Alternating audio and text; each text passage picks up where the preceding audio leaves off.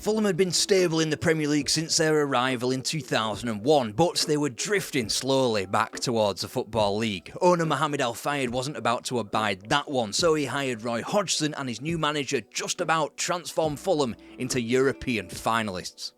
All but up, and there goes the final whistle. Mark Clattenburg brings an end to proceedings, and Fulham have stayed in the Premier League.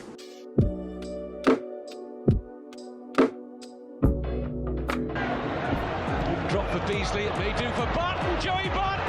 An acceptable result in current year, but less so in 2007 when Manchester City were up to dog shit. This loss marked the end of the line for Chris Coleman and Fulham. While survival wouldn't technically be confirmed until the final day, the Cottagers had never truly been in danger in comparison to the eventually relegated Charlton and Sheffield United, as well as the surviving Wigan and West Ham. Like the cowards that they were, Coleman was sacked by Fulham after 10 years of service over the phone. His replacement was a man snapped up from the clutches of international football, Roy Sanchez. Halfway through a qualifying campaign for Northern Ireland, a nation who hadn't reached a major tournament since 1986, they had gone toe-to-toe with Spain and Sweden. He got the call while skiing in Kitzbühel and, without an interview, was summoned to Harrods to take the Fulham job.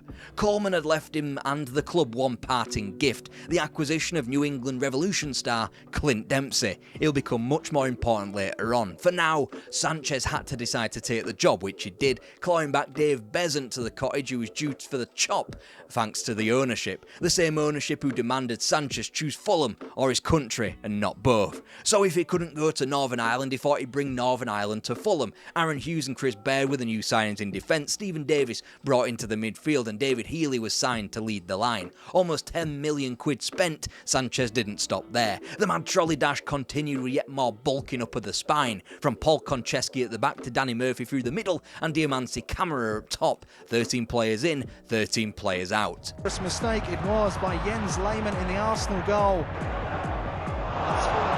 Dempsey scores 1-0 Fulham.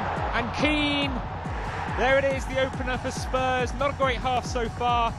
Too many times Fulham couldn't hold on to leads, and too many times late goals were conceded. This can be perfectly encapsulated by the start to the season, which saw David Healy gift his side the lead at the Emirates inside of a minute, before two Arsenal goals in the last 6 saw 3 points turn to naught. Here's the exhaustive Roy Sanchez experience at Craven Cottage. You ready? Let's go. Continuing on from the opening day, they led Middlesbrough after 16 matches, only to chuck in a defeat thanks to an 88th minute winner from Lee Cattermole. A week later, Sean Maloney snatched all 3 points for Villa in the final minute after Fulham had led at Villa Park on 6 minutes. A similar story 3 weeks later after that, when Jason Koumas' late equaliser stole a point for Wigan after Fulham had led for 70 minutes. They'd also led Manchester City twice 7 days beyond that before flaking out on a 3-3 draw. Same story at Sunderland on October the 27th, this time Ken Wynne-Jones equalising late on. A point was sacrificed at Anfield thanks to 2 late goals in the final 9 minutes from Torres and Gerrard on November the 10th. They led Blackburn twice, 15 days later, only for Stephen Warnock to equalise with 10 minutes left.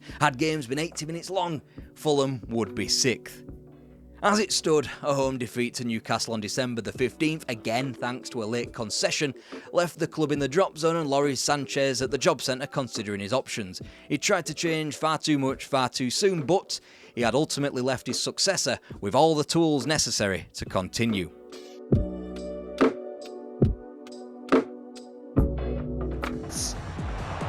There's Ashton and there's the equaliser! First chance of the game, 1-0 Middlesbrough. Coming in, Morte takes it on his chest and brave goalkeeping, but Whilst Mohamed Al-Fayed sourced Fulham's new manager, an old one from way back when came and helps out. Ray Lewington, formerly of Craven Cottage for 4 years in the 80s, took charge over Christmas, being held at home to Wigan before shipping 5 at White Hart Lane. Then the new man was announced, one everybody in England had forgotten. Roy Hodgson hadn't managed in England since sending Blackburn towards the drop at the start of 98-99. In fact, his total time in England stood at 25 wins from 84 games. However, he was a hero in places like Italy, Sweden and Switzerland, Switzerland and had just taken little old Finland to within a win of qualifying for Euro 2008. Initially, Al-Fayed had tried to get him on a 6-month deal, but Hodgson insisted on 2.5 years. That was enough to prize him away from Inter, where he was due to return to become sporting director. Things at the cottage didn't look great. The only reason why Fulham weren't bottom was because of a once-in-a-lifetime bad Derby County who had just 7 points from 20 games. However, Fulham were only 2 points away from safety.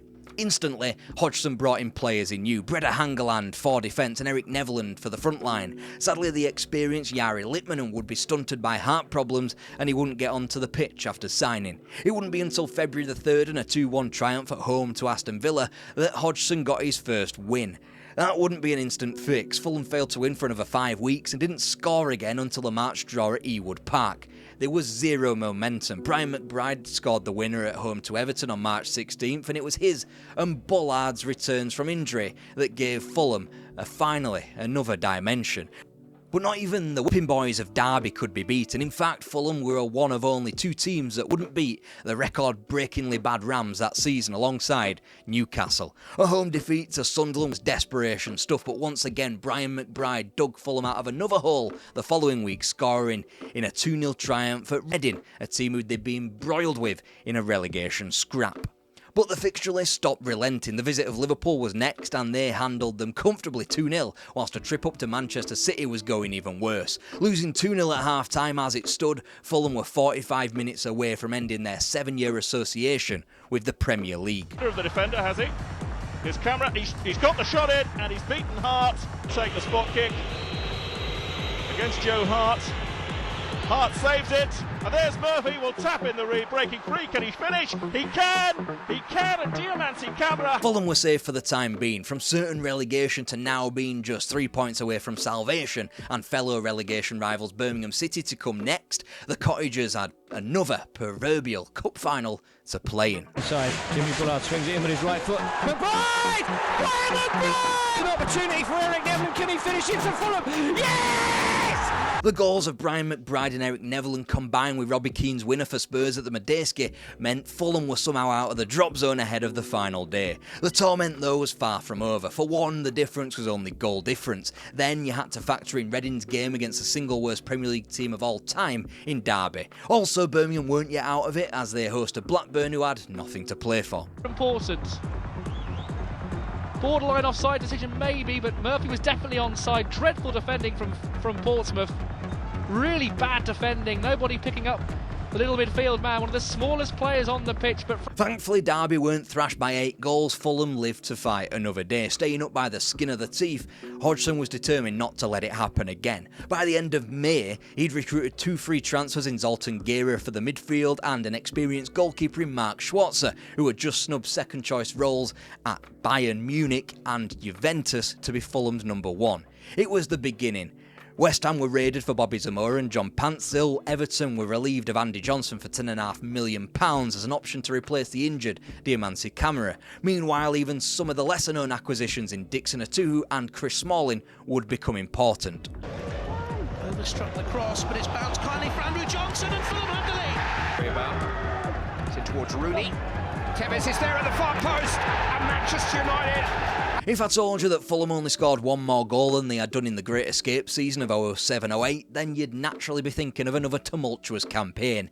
Instead, this was a Fulham side who had become stern in defence and solid throughout. They conceded almost half the amount they almost went down with. This was a tally that only the top 3 could boast. The top 3, by the way, who were governed by a notoriously defensive Rafael Benitez, as well as Chelsea, who opted to match them stride for stride, whilst Manchester United set defensive records, not conceding in the league for 5 months. All in all, Fulham was 7th, with Hodgson scooping up Manager of the Year. Oh, and they qualified for Europe as well. А Эндрю Джонсон открыл счет после великолепной комбинации хозяев до перерыва. Да и то за счет блестящего индивидуала. Бобби Замора довел дело до разгрома 3-0. И лишь после этого выяснилось. After achieving the club's highest ever league finish after ghosting past Lithuanian and Russian opposition in qualification, Fulham had a full-blown European schedule at least until Christmas to contend with. From their position as the lowest ranked side from Pot 3, they'd be drawn the highest ranked Pot 4 outfit in CSKA Sofia, together with giant killers FC Basel and the great AS Roma. Not much was added added to the squad. Jonathan Greening brought in on loan from West Brom, the lesser-known Risa brother from Lillestrøm, as well as Stephen Kelly on a free from Birmingham. The headline name, of course, came from the recently relegated Newcastle, Damien Duff. But was it enough to hang in Europe? I tell you what I'm gonna do, first chance I get, kid, I'm out of this small town shithole.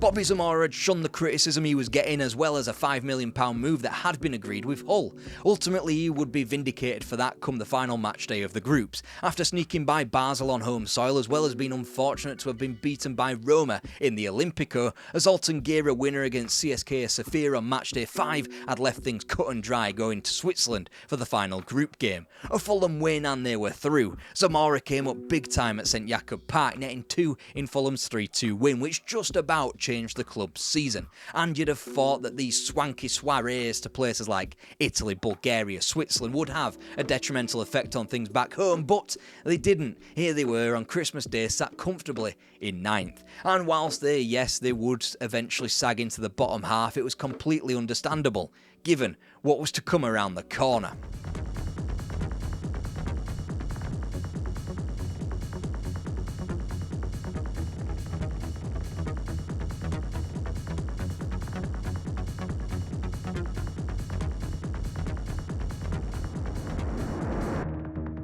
From going down to 9 men against Roma to ending Basel's long European winning streak at home, now they were busy dumping out the reigning champions out of the competition. First with a slender win at home, and then with a defensively typical performance in the Donbass. This a Shakhtar team of Willian, Fernandinho and Douglas Costa. Fulham had eliminated one of the favourites.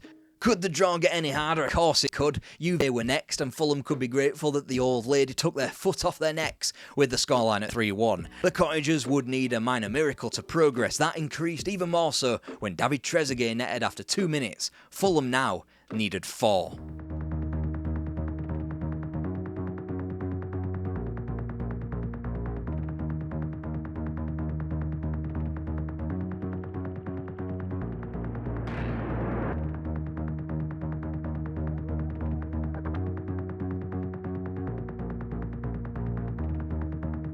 Not only was this one of Fulham's greatest ever performances, it was one of the all-time great displays by a British team in European competition. 14 years earlier, the club could only entice 3,000 fans to come watch their 4th-tier tie with Cambridge. Now they were selling out the ground on the way to a 4-goal comeback against one of the world's greatest in order to reach a European quarter-final. They did so without Danny Murphy, but he'd be back in time for Wolfsburg, the incumbent champions of Germany.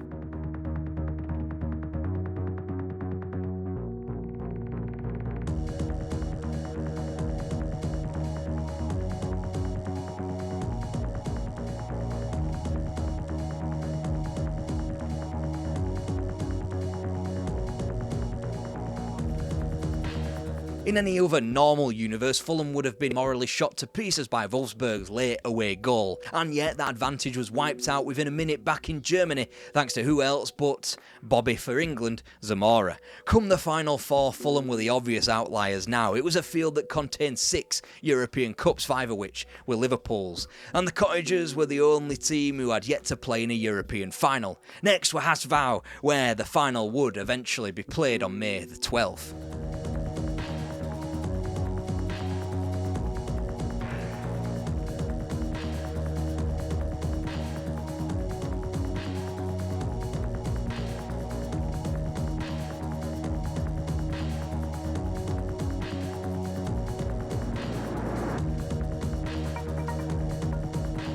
It was another exquisite away performance that looked all set to be undone when Mladen Petric netted after 22 minutes for the Germans. The Croatian, who had put England out of Euro 2008 qualifying 2.5 years prior, wouldn't have the last laugh in West London, however. Fulham stirring a comeback like England couldn't do via Simon Davies and Zoltan Gera. Now it was back to Hamburg, and thanks to Diego Forlán's extra time winner, he had made the Scousers cry once again, and it would be Atletico Madrid, the opponents.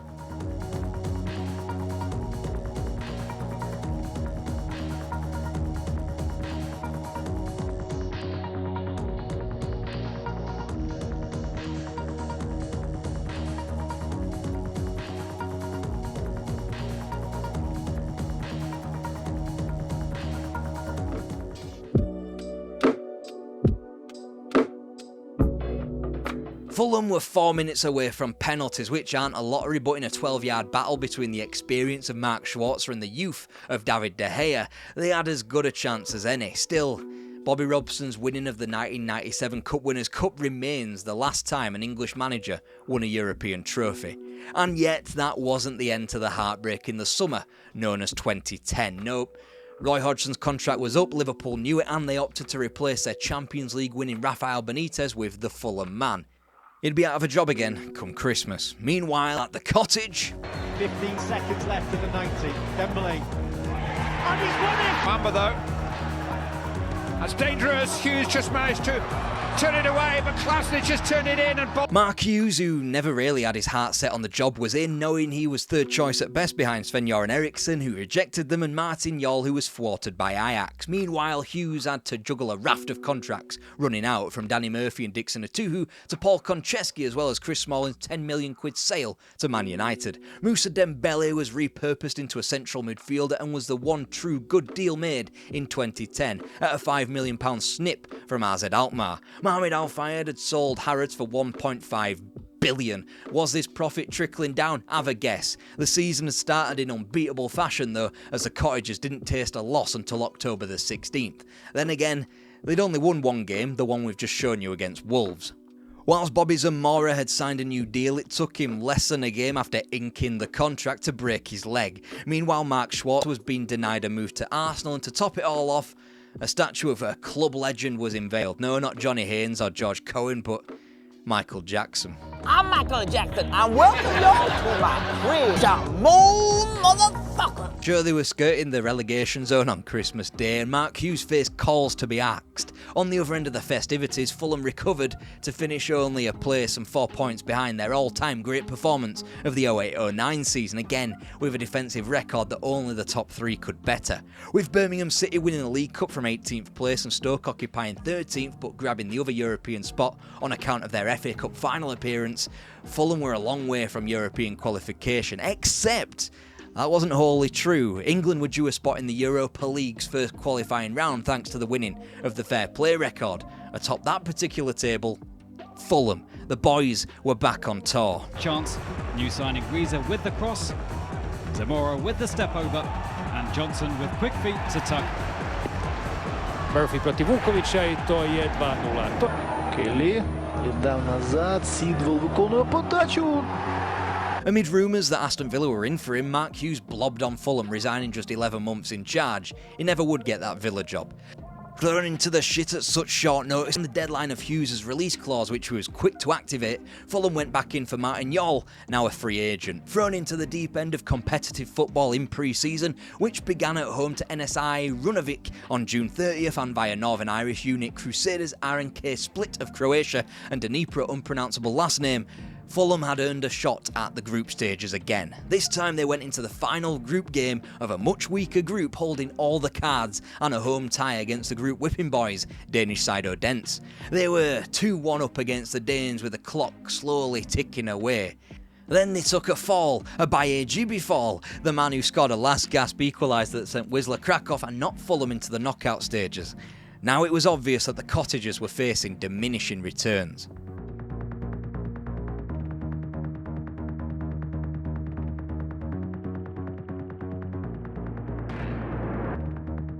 They wouldn't win a game in the league until October, but when they did, they paggered QPR 6-0. Wins would come more regularly, and for a team that never usually could find the net with regularity, they struck 5 or more goals 3 times. Newcastle United the victims in January of a 5-2 pasting, and Wolves were next in line in March. For a squad that had only really brought in John Arnorisa and Costa Rican Brian Ruiz, the improvement to 9th ahead of the more fashionable pretenders in Swansea and Norwich was a massive shock. Moving inside and outside and bringing in Berbatov. Rita. Rodriguez in the middle, that's a dangerous cross. Berbatov. September, Fulham's opener was controversial. It came after 10 minutes. Out Rita. Berbatov waits in the centre. Here is Berbatov! Dimitar Berbatov for 2-0 Fulham. At last, this was Clint Dempsey in his pomp, and Fulham started the 2012-13 season with more of the same from the prior campaign. Another 5-goal haul, this time against Norwich. He would be joined up front by Dimitar Berbatov, whilst Hugo Rodallega and Mladen Petric would swarm around them. The changes continued to be rung as Fulham sped away from Hamburg and that Europa League fining by adding Kieran Richardson, Georgios Karagounis and Ashkan moves like Djaga. Their final resting place was nowhere in the Cups and a 12th position that had come to epitomise Fulham these days. They weren't going to break into Europe anytime soon, what with a now top 4 bloating into a big 6, and Everton as well as a rotating band of Pep Guardiola cast-offs, notably Swansea and Southampton. The bubble had already burst long before Martin Jol was carted away. 21 million quid was brought into the club through the sales of key men to Spurs, the duo of Clint Dempsey and Moussa Dembele. They never replaced them. Mohamed Al-Fayed sold up, and therefore Fulham began the 2013-14 season from a standing start. Hull went on to get 6. An extraordinary second half. Yeah, absolutely. That was a 6 in the touch. I enjoyed his day back at Hull. Yeah, Hodgson. He must have planned it for some time. And then Robert Cork. Just